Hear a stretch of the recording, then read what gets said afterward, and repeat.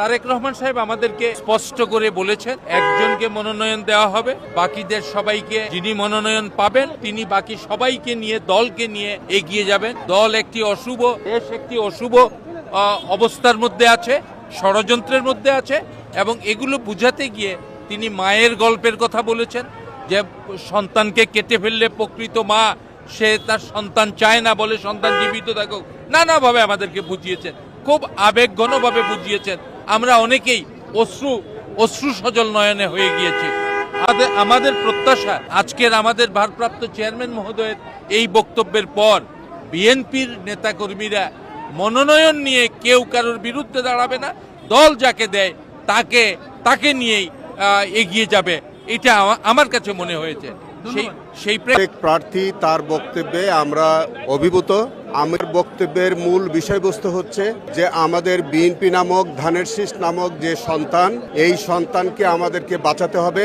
এই সন্তানকে যেন আমরা বিভক্ত না করি। দল প্রতিটি আসনে একজনকেই মনোনয়ন দেবেন, যারা মনোনয়ন পাবেন না তারা যেন সেই সন্তানকে বিভক্ত করার মতো ভূমিকা আমরা পালন না করি।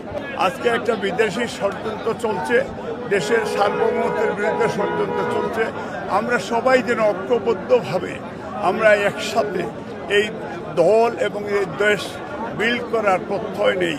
এবং উনি বলেছেন যে সেখানে আমাদের মাদার অফ ডেমোক্রেসি, এবং উনি বলেছেন একটা সন্তানকে যাতে আমরা 2 ভাগ বা 3 ভাগ না করি, অর্থাৎ ইস্পাত করিন ঐক্যের কথা বলেছেন এবং love and affection for your party এই কথাও বলেছেন।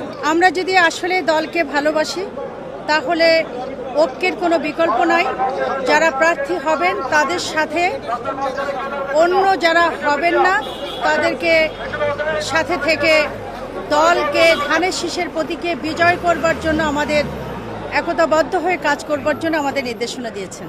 উনি চেয়েছেন ঐক্যবদ্ধ সবাইকে নির্বাচন করতে হবে, সবাই মিলে একটা নতুন বাংলাদেশ গড়ার নির্মাণে ঐক্যবদ্ধ হয়ে নির্বাচন করতে হবে, এইটাই তার কথা। এবং সবাই আমরা বিশ্বাস করি ঐক্যবদ্ধ নির্বাচন হবে। আগামী জাতীয় নির্বাচনে দল যাতে জয়যুক্ত হয় তার জন্য আমরা সকলে দল যাকে মনোনয়ন দেবে তার পক্ষে আমরা সকলে কাজ করব এবং তিনি এই আহ্বান জানিয়েছে একসাথে কাজ করার জন্য, যেটা উনি আমাদের করণীয় সম্পর্কে কথা বলেছেন এবং আগামীতে আমাদের পরিকল্পনা নিয়ে আমাদের কথা হয়েছে। এখানে শীর্ষ নেতৃবৃন্দের বক্তব্য আমরা অনুধাবন করবার চেষ্টা করছি এবং আমি মনে করি আজকের যে মিটিংটা হলো এটা অত্যন্ত ফলপ্রসূ হবে বলে আমি বিশ্বাস করছি।